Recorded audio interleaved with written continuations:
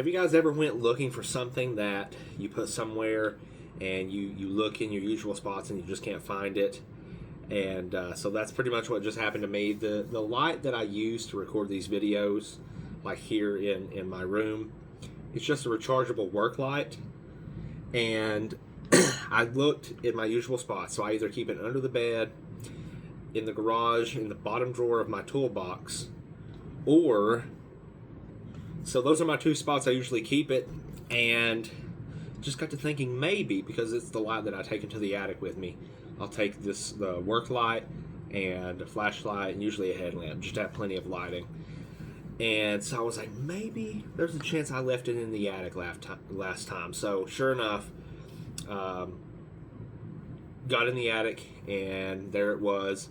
And so I don't know how long the charge will last, but it puts out good lighting in the room here, and the walls and stuff are white, so it looks really nice. So in my last video, I got 12 views on that, so that's about kind of what I expected. I enjoyed that last video, and I kind of enjoy these talks like this. It's different. I usually don't show my face on my YouTube channel, but I've really enjoyed it. I enjoyed it last time. So if you're one of those 12 people who watched last time, leave a like or comment. Let me know, hey, that was me. Let me know what you thought about it. And so this is Sunday night. So hopefully you guys had a good weekend. New week starts tomorrow. I'm not really a fan of Monday. I know most people aren't. But Wednesday, I believe it is the launch for the Galaxy Z Fold devices. And in my last video, I mentioned that I've had a bit of an itch to talk about smartphones and stuff. So what you're seeing right now is the S25 Ultra. So yeah, right now what you're seeing is the S25 Ultra. I'm in Pro mode. Not that I necessarily need to be, but I like seeing the ISO and the shutter speed and all that, the white balance, all that down here. And also I can set the microphone to be the front microphone, so that's why I prefer Pro Video mode. But yeah, the last year, pretty much the year, I think it's been 10 months with the S25 Ultra. I haven't made any content about it, but the experience has been really, really good. I don't have any bugs to speak of except for like major ones, except for two. So one of my Good Lock customizations is in my quick panel, the brightness and the volume slider, I have it turned on to where there's actual numbers that display. So when I adjust them, the numbers go up or down depending on if I'm adjusting up or down.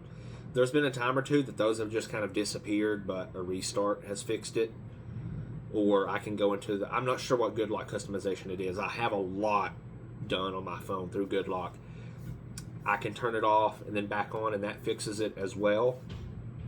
And then the other is, if it seems to be, I know this is odd when I wear a certain pair of shorts that I wear cargo shorts, right? It's the summertime here.